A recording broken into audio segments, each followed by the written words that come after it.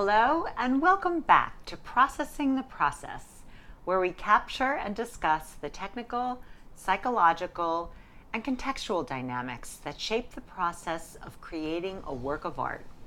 Week by week, moment by moment, we are following Jonathan Riddell, choreographer and artistic director of Riddell Dance Theater, as he creates his latest works for RDT's Second Story Dance Project and ventures into new creative territory. Today, we'll be focusing on the latest developments with Jonathan's demo album and with the Albany Berkshire Ballet. But first, early last week, we received two pieces of really good news. The first is that Steffi Nossen has selected Jonathan's Brittle Branches duet for inclusion in their choreographers showcase, which will take place at the Emlyn Theater on November 10th. Yay! Yay! So a lot of work ahead, but very exciting. And secondly, Jonathan found out from Lisa that she taught the entire Verdant Fire quartet to the other dancers, and that she and her partner had set aside more time to review the Verdant Fire duet in advance of Jonathan's anticipated arrival on August 5th. So everything is really coming together for the ABB show. So we are right on track for really all of our projects at the moment. So far, so good. Yay. So now, perfect time for a musical composition update. Again, early last week, John decided that he wanted to play his demo album for a very good friend of his, except he didn't tell her in advance. It was a bit of a surprise, but nonetheless, in anticipation of her arrival, You don't have to warn good friends. You just sit them down and stick headphones on them and subject them to it. That's how you know if you're good friends or not. But he did decide that he wanted to change the lyrics to one of the songs prior to her arrival, and so took the first opportunity when the kids were watching a video to jump downstairs and begin to record. Now, at this time, he hears little footsteps creeping down the stairs to the lower level, and there's his daughter, Eliza, who was likely attracted by John's edgy singing and perhaps a bad word or two. But it couldn't be, no. And John said that she could stay as long as she was silent. So she apparently crept all around the room from different vantage points, but she remained quiet. She was my little ninja. Amazing. Thank you, Eliza. Exactly. And John did accomplish what he set out to do, and subsequently played the album for his friend. And his friend thought that the first track in particular would probably do very well on YouTube, and she made a couple of suggestions and offered some ideas that John now wants to incorporate. For some of the other tracks. For some of the other tracks, I guess, once you figure out how to do that. Yeah, of course. some of them, I'm like, that's great. I don't technically know how to do that, but I'm gonna get on that and figure it out. And chances are he will. Yeah. Now, John, you told me that it felt good to put your work out there for the second time, but that the experience was a combination of pride and anxiety. Yes. And I imagine these conflicting feelings are typical when you first share a new work, but I wonder whether you experience the same emotions whenever you show your work, no matter what stage of development it's in. To some extent. I like to think that once you are truly comfortable and truly confident and feel like either the work itself has been well tested or simply you as an artist, at least in that medium, are seasoned enough and confident enough in your work, then you kind of have the guts to just go out and say, look, I made this thing. I know it's great. Here's your chance to appreciate it or not. But this is, but even still, you're usually pushing yourself. You're usually trying new things.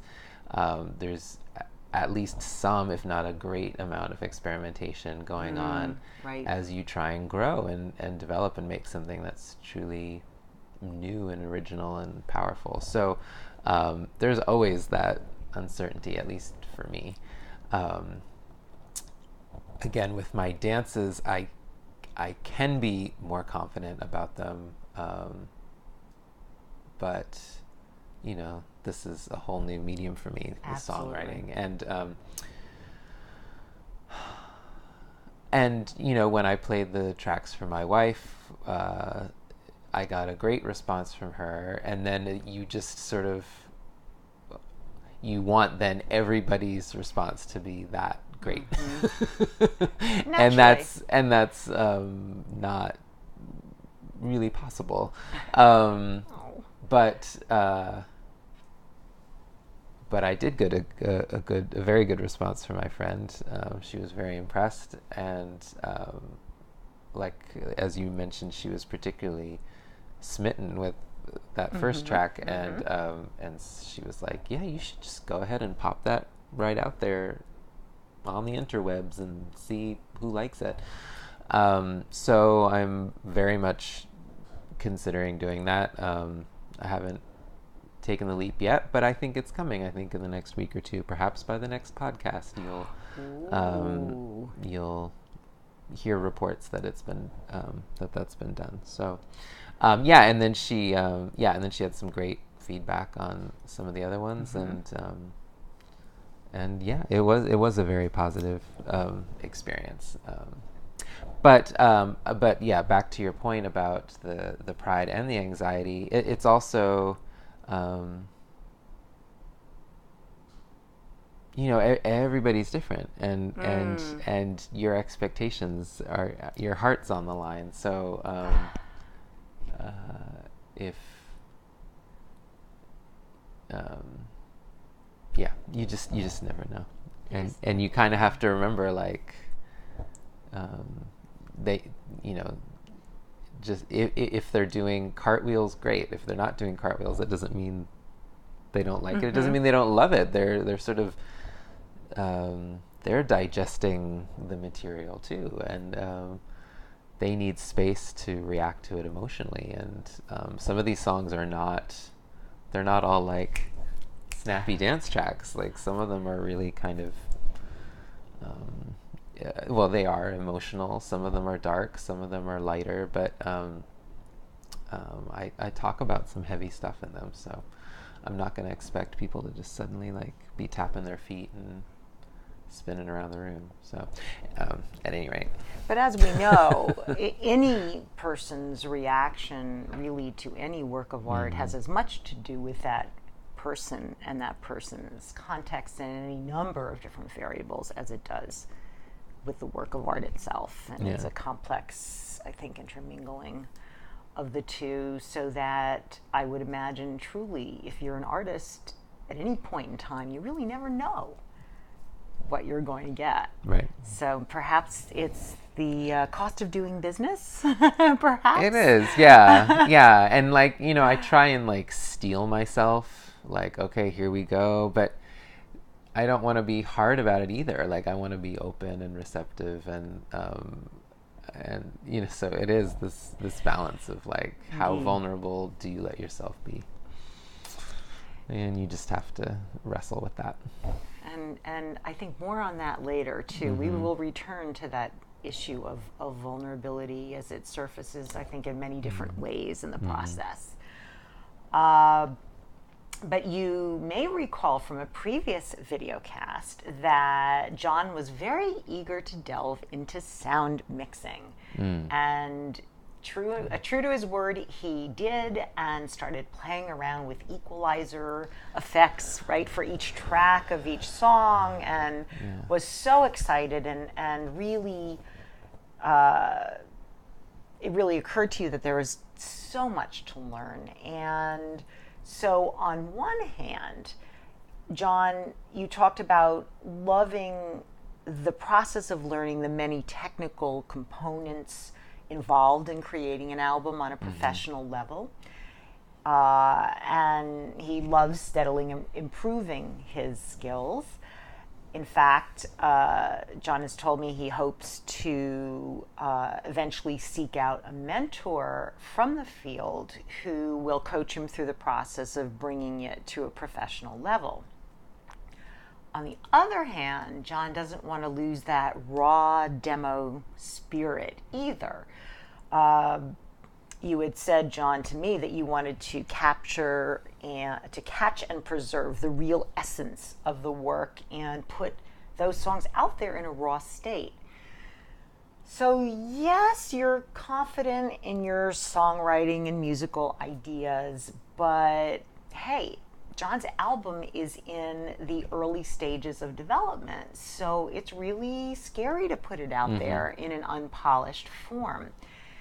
Naturally, he's going to be concerned that people will judge it against a professional, finished product, so to speak, type of standard.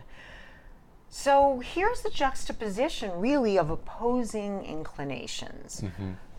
On one hand, wanting to present your work in a raw state, and at the same time, wanting to present it at a high quality professional level. And moreover, John confided to me recently that even after working together for 6 years, studying and documenting the creative process, sharing his works in the earlier stages is always unsettling. So, John, can you speak a little bit more about these conflicting inclinations and what do you do when you have them? The what do you do? I feel like and I've said this before, but I try and get things into a zone. It's not about a perfect place and having it land in a perfect place, but it really is getting it into a zone, a Goldilocks zone, right?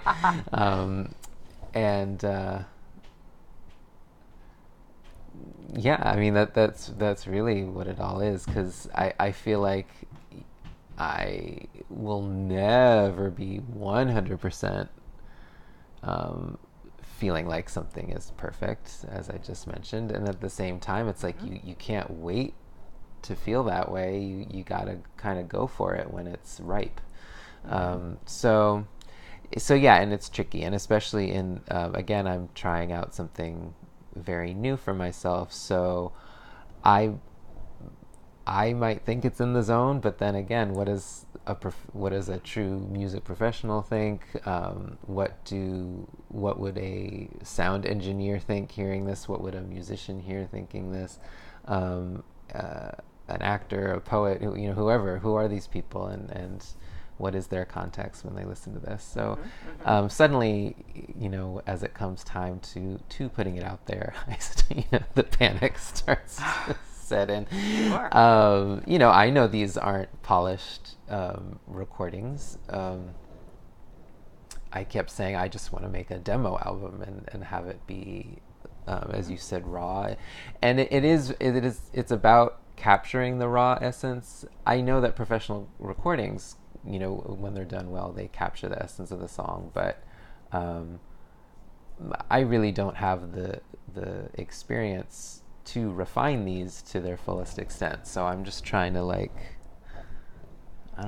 do my best B-rated effort, and hope that the potential of the music really is there. I am confident in my lyrics. I am confident in my melodies. I am confident in the song structure. So that I don't worry about. But are those going to come through? I don't know. Process. It's not. They'll come through for some people. They probably won't come through for others. And I have to God, I have to live with that. I don't want to live with that. I just want it all to be perfect and adored, right? Of course, but again, I think it's just what we were saying before. No matter what stage you're at, it will come through to some, and it will not for others. So I don't know. Perhaps you put your raw, edgy version out there, and it is known that this is the beginning of the process. And maybe farther down the line in the process, you put out a more polished version. And for those of us who love process, that's fabulous because we really get to see the development in essence. So stay tuned to see what kinds of decisions John makes with regard to sharing his work beyond his wife and his dear friend. We'll keep you posted on that. But for now, it's time for the ABB news you've all been waiting for, hot off the press. But first, let's recap. He accepted the challenge. I did. He created a vision. I did. He fully committed to realizing that vision. I did. He figured out how to deal with every curveball and use it to his advantage. I always do. And now he has returned home triumphant. How did he do it? Yes. Ladies It is and done. gentlemen, I give you Jonathan Riddell. Yes, thank you. Thank you. Round of applause for me. I do. I feel like I have conquered the world. I have won 8 Super Bowls. Yes. This piece is finished. Yeah, this was a beautiful process. It was, as you said, I accepted the challenge. Where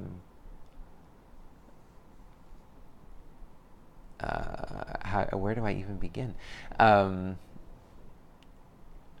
We talked a lot about, how much rehearsal time I'd have and things like that, and what piece was right for this particular group of dancers, for me, given my timing, my personal parameters and constraints, and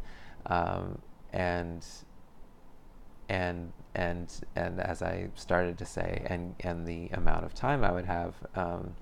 And I did accept the challenge to say, okay, you know what? I gotta go for it. We're gonna make this duet. It's 7.5 minutes. Yep. And we're gonna do it in 3 rehearsals. That's gonna be what it is. 3 rehearsals of my time choreographing. Now, Right. the dancers, when I'm not there, can rehearse it and review it. And that's the only way this was going to work. But I did wind up having 3 rehearsals, and they were spaced far apart, again, because of my logistics, my proximity to Albany, and then other various illnesses. There were illnesses involved and stuff like that, so the rehearsals got very spread apart, which, interestingly enough, side note, could have actually worked to my advantage, because had I had like 3 rehearsals right in a row, it would have been a very crunched time period without a lot of breathing room. But this way, having them a little more spread out, the dancers got a little bit of extra time to review, so that when I saw them again, the piece was that much more in their bodies. Right. I had more breathing room to go away and think about, that first part I had made. Okay, do I really like it? Do I not? What changes do I want to make? As opposed to like, oh, just the next day. Okay, and now it's tomorrow, and I gotta make more. Right. So it all can work, but at any rate, but I really, this was me. I chose a long piece of music to create a duet with it for a short amount of time, but I just, it's what I felt was right, and I wanted to do it. So we talked on a previous podcast about some of my preparation for this, and I think that was really what I'm most proud of, because everything that I prepared and planned got addressed, got executed. It made for a very efficient creative process. Even, the curveballs that Sherry mentioned are like, it's the stuff that you always come up against. Absolutely. Fanciful ideas that just don't translate to reality, scheduling conflicts that pop up, just all of that stuff that we talk about all the time. Absolutely. But I really was so just committed to going in with a plan and seeing that plan through, and was able to do it. And at the end of this third rehearsal, with like minutes to spare, those last 30 seconds of choreography came out, and I was like, holy insert expletives there. Yes. Like, I did it. We did it. Holy cow, that worked. That worked. The plan worked. Who knew? Unbelievable. So, yeah, I was a proud papa driving home from that third rehearsal. Wow. I think I had like the windows down. I was on the highway screaming at the top of my lungs. Oh, yeah. It was definitely a victory moment. Very much so. And can you then give us a little bit of a sense of what did happen in that final rehearsal that enabled all of this to really come together? So so again, the plan was, I had left the duet off at a point where the material was developing, and we had just created a series of lifts that I thought were, sort of, if we were to say, like, the lifts went up and they created a certain amount of excitement and interest, and then I was going to, move on to other material and have it all just kind of keep flowing out of there. But again, with a little bit of space, I said, no, if this plan is really going to work, those lifts really need to climax. They need to go to a big height and really be I just used the word climax, like a demi-climax in the middle of the piece, so that then what flows after it can be, I can then go into repetitions, bringing back themes after having this exciting moment. Then you can calm the audience back down and go back and explore things, which is what I really wanted to do. So I went in there saying, okay, first things first, we got to experiment with some lifts, get them higher, get a whole sequence of them going and create this climax. And that's the first thing we did. And from there, I also went back and changed one sequence where, again, if you have heard from our previous video casts, there's a long scarf involved in this dance, and it gets tied around the dancers. But there was a sequence where one of the dancers unties the scarf, and then the other dancer reties it. And all of a sudden it just occurred to me, and it actually looks beautiful and interesting to watch them do that, but I was like, why do that? Like, they untied it just to retie it again, like that. It kind of makes sense, actually, but it just, I realized, I was like, there's a much easier way to do that. So we just don't untie it, and instead they take the loop and they just reposition it around themselves in a somewhat interesting way. And immediately when I brought that up, both dancers were like, oh, thank goodness. Like, one less fumbling with that scarf, and we can make it just a more sweeping, elegant motion. So we fixed those two things, and again, then it all just flowed out of there. We went bit by bit. We had like maybe 3 hours to work, and we went just then section by section going forward, bringing back themes from the first part of the dance, and allowing variations to develop, which to me is a very interesting way to make a dance. And in this particular case, a very smart way to make a dance, because of trying to get a long piece created in a very short amount of time. It's good to use some repetition, good to just bring back material you already have and love. And may I ask so you there a was a lot of question that about going that? on. Speaking of repetition, Yes. For those of us who don't are not so well versed in the function of this kind of repetition of ideas, and themes, and musical phrases, how do you decide what material to repeat and when you want to repeat it? And perhaps even more broadly, I think, what is the purpose of repeating material in the first place? For me, I'm sure everybody has their own answer, but for me,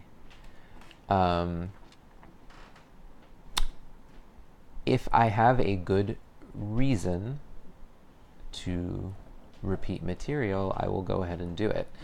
And if I want to repeat material, I better have a good reason for doing it. Because it's not just about repeating material because you need some material and you don't have time to develop more material. That's not what it's about. It's really recalling material that is interesting to see a second or third or fourth time. It's hopefully, or at least in, again, the case of my work, it's material that I feel is important to see a second time. It has a certain amount of depth to it, and it allows the audience to chew on that more. So it's not just, they don't just get one go over, they get 2 or 3 passes with it to enjoy it, appreciate it, understand what it might mean, to experience it emotionally. Then you have other things you can do with it, or results that come out where you get variations of the material.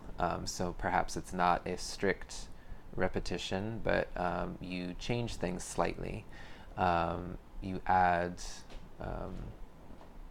little flares, little gestures that change the material just a little bit, but it still is the same melody, if you will. The way that in popular music, a verse is repeated but with different lyrics, right. or a verse is repeated but with a different emotional attack, or and there's nothing boring about that. It's actually wonderful. It allows you to take the material and develop it. So in dance, it's the same. And talking about reasons, I also then, being someone who's very story driven, I like to make sure I understand why these people are doing that material again. And like I said, often it's because it's a sentence worth repeating from their story. Perhaps they return to the same mood, so why not do that material again? Or conversely, they want to say the same thing they said earlier in the piece, but now the mood is different. So wouldn't it be interesting to hear those words or see that movement under different circumstances? In this duet, that's very much what it's about. It's a relationship. It's a relationship that evolves. So when they do the material in the beginning of the dance, there's then actions between the dancers that evolve their relationship, that push the relationship forward, so that when they come back to that material, it is under a very different context. They feel differently about each other now, this second time around, this third time around. So you get to see them go through that. If you think about it like a daily routine, like here's a couple eating breakfast, but then they have an argument. So the next day, here's the couple eating breakfast, but there's tension in the room. Right. Or one of them is about to stab the other with a fork, whatever it is. But then they make up. So the next day you see them eating breakfast and they're happy again, but it's a different kind of happy. Maybe it's maybe they're more in love, or maybe they're just a little, maybe there's still some of the argument left over, and that's the real interesting stuff you can chew on. And having it always happen around the breakfast table is very interesting, don't you think? And then you can compare apples to apples. So it sounds like it can be a very important tool to communicate without words, growth, development, what's taking place in a story arc, back to your storytelling reference, and I guess underscoring the importance of a particular idea or theme or Absolutely. type of growth and so forth. So it sounds like you can actually use it very strategically from both a dramatic standpoint and a musical standpoint. And you have. Yes. In this particular I believe piece. I have. Yes. I feel I have. Then he has. And can you tell us how you figured out that last 30 seconds Oh boy, of material for the ending? So we had done a tremendous amount of work.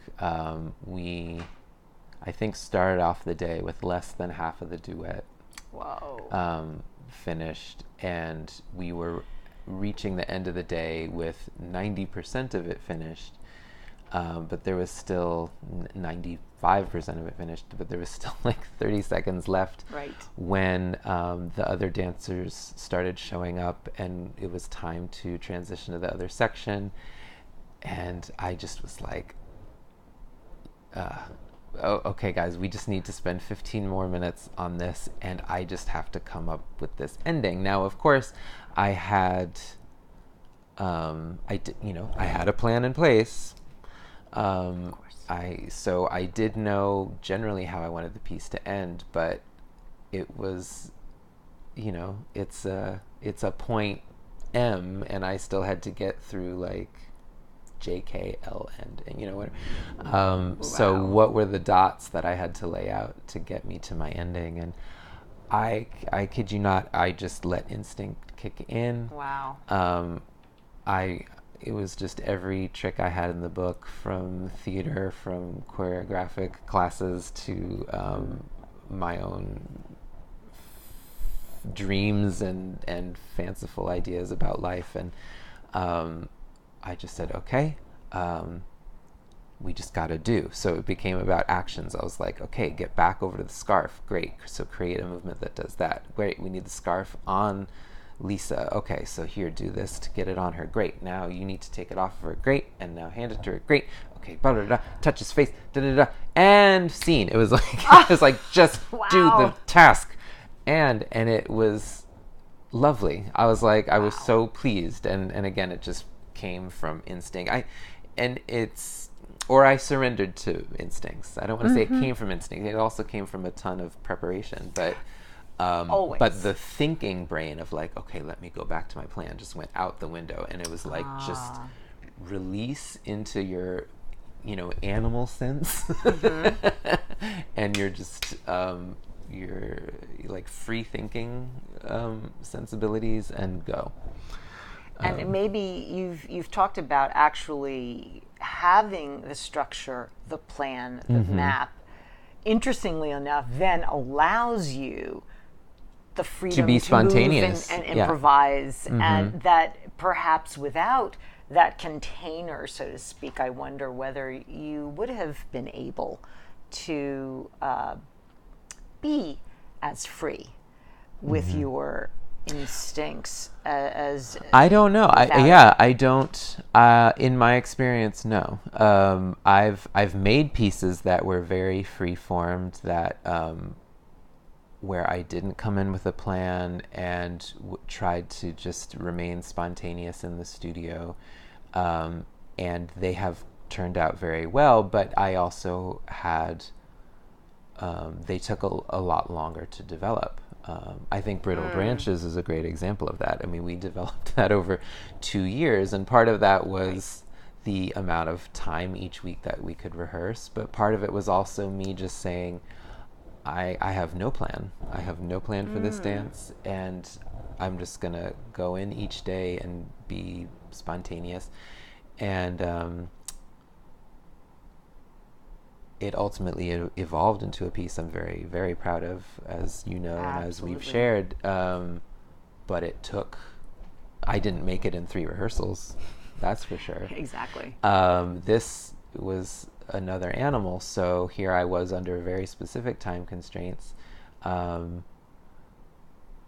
still wanting spontaneity to be in the process and come out through the work. So how could I best do that? And really figuring out very thoughtfully that roadmap, and all of the arcs I wanted and all the Right, musical right, moments I right. wanted, um, and thinking through movement ideas ahead of time.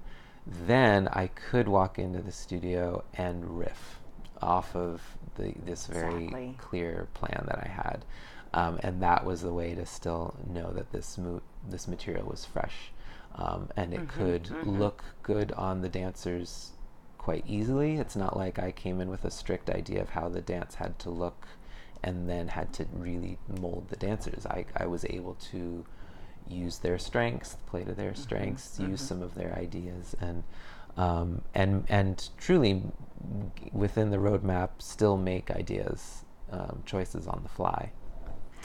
Well, I know you were also determined to have this duet finished by Sunday night, Yes. even though John was uh, hired to teach both modern and repertory classes to the students of the ABB studio for their summer intensive. So he was going to be there Monday and Tuesday for that.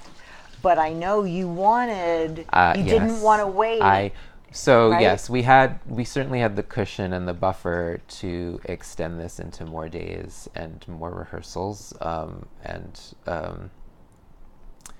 it's not like they, put a gun to my head and said, finish the dance. Um, they, yeah, there were more opportunities to keep going, but I really just, I said I would do it in 3 rehearsals. I was going to do it in 3 rehearsals. But it was more about I wanted it done so that the next 2 days could be spent, while I'm up there, the next 2 days could be spent coaching and rehearsing it Right. and not um, dealing with a ton of changes, which, the dancers are fine with, but I'm just growing sick of that uncertainty myself. So I didn't want to be. And part of it again was like I had the plan. We just have to execute the plan. I don't want the plan to now that Right. I've made it to now go on for days and days. I want it to happen. Right, right. And that it truly all came to fruition, because then over the next 2 days, indeed, the dancers were able to review it very efficiently, Right. both on their own and with me, knowing that the choreography was, in essence finished. And now it was really just about them getting into the quality, all of the partnering connections that they needed to develop, and for them to delve into their characters and their emotional nuance. And they did, and thank They you so much, guys. It did. was really beautiful. I think I didn't actually get to see a full run the of the piece until Tuesday, so I finished it on Sunday. Monday we got some review time, but it was really Tuesday that the dancers took some time in another studio while I was teaching and ran it, apparently. And then they came into the class and we asked the students to sit down and enjoy the show, and they ran the Right. piece for us. And I got to just sort of sit back and, hit Wow. play on the music, but just enjoy what they had worked on in the other studio without me, which was delving into all that nuance. And they did a great job, and they're going to continue. Yes. And the performance is in another week or so. So God, I can't believe it. We talked about August 16th as if it was yeah, this is another year from now, right. almost, and here it is. Yeah. So actually, I think this is a good time to take that proverbial step back and pull back the lens and think about, how, or ask you, how would you summarize your process with ABB in which you had to accomplish a great deal of work under a very tight deadline? What were the key elements of this process that you feel really enabled you to do it?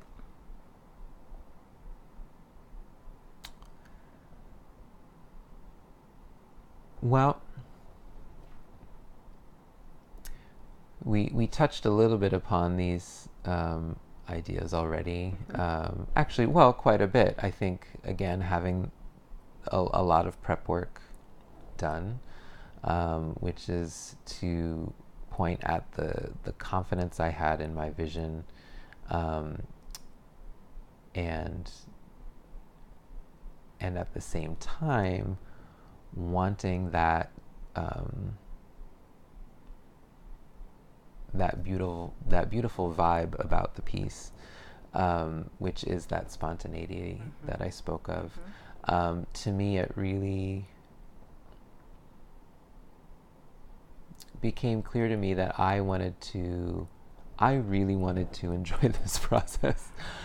And so I thought, Jonathan, what do you need to do so that you can really enjoy this process? And part of that was, well, come in really prepared so that I don't feel like I'm scrambling to figure things out, but I've got them figured out, and then we just get to play on how to bring it to fruition. Right. I very much want the story to be told, so but that doesn't mean I need to be locked into the diction of how the words are said, or that's up to the dancers, and I don't need to be locked into every fingernail. Again, those choices can be made because of their strengths. So, but I wanted to be clear about the journey I wanted to go on with this piece. And part of enjoying the process is that feeling of being a kid again that we talked about. Yes. Remembering why I love doing what I do, and tapping into that passion while I'm, very consciously in the studio. Not worrying about, I don't know, things that aren't important, but really staying in touch. Remaining curious, and Right. Inquisitive, and I think when crunch time kicks in, to just, instead of feeling tight and anxious about decisions, trusting that I can come up with creative solutions, the out of the box thinking, and not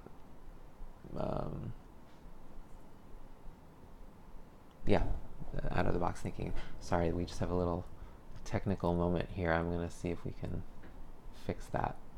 Is that better, audience? Okay, we'll see. Perfect. Well, yeah, I think what really struck me is we would expect, I think, to hear that you were clear and focused and had a well thought through and executed plan.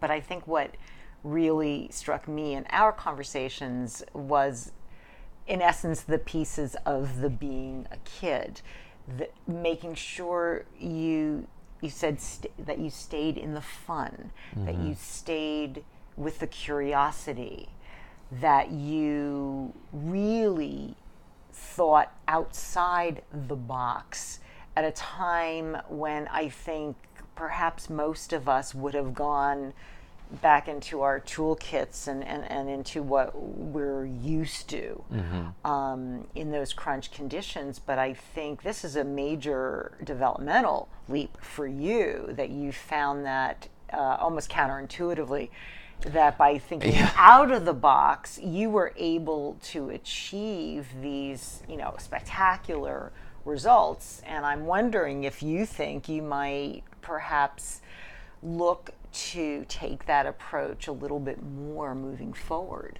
in your work. Yes. Yes, because I want more of all of that. And like I said, I wanted to enjoy this process, so I thought through, and again, perhaps it takes experience. I feel like I, with all the experience behind me, I was like, I know what will drive me nuts. I know what will make me tense. Right.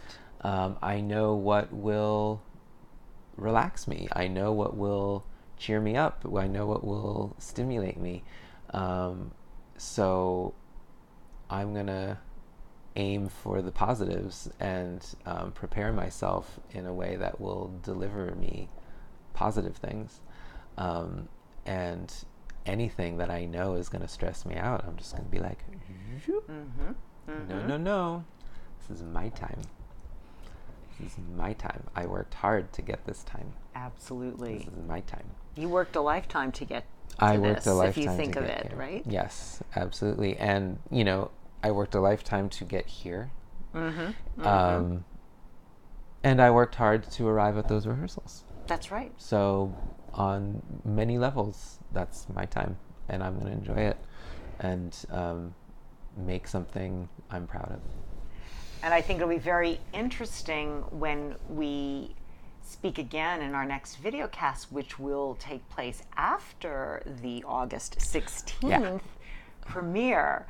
It'll be interesting, John, to see how you felt watching this piece being performed under those circumstances, and kind of compare what he has to say then with how you feel. Yes, hopefully now. I won't be like bawling during the next video cast. I'm projecting that I'll be beaming, I'll be glowing.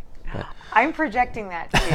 I am, because there's really so many exciting things going on that we're really eager to share with you. I also have to say I mentioned that the dancers did great work.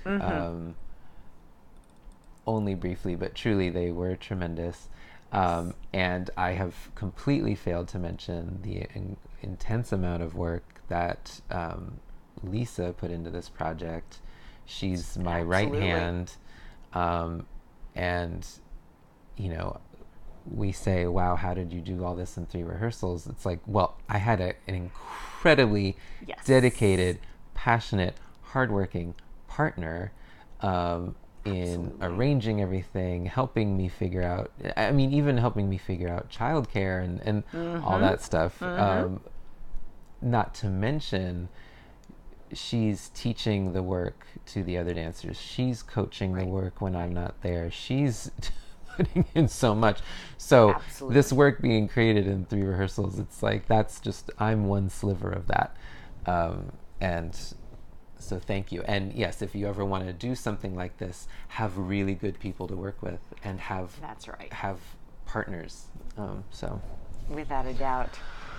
So we thank you for being with us this evening. We look forward to giving you all of the latest news about quite a number of exciting things on the burner, from the ABB performance coming up to John's continued work on his debut demo album, and where it will debut next, and returning to Second Story. Yes, that in will the be middle happening. of September. That's Coming up, and preparing for 2 big programs in November and December. So we've got a lot on our plate, a lot of processing to do, and we look forward, as always, to sharing it with you. Thank you so much, and see you next time.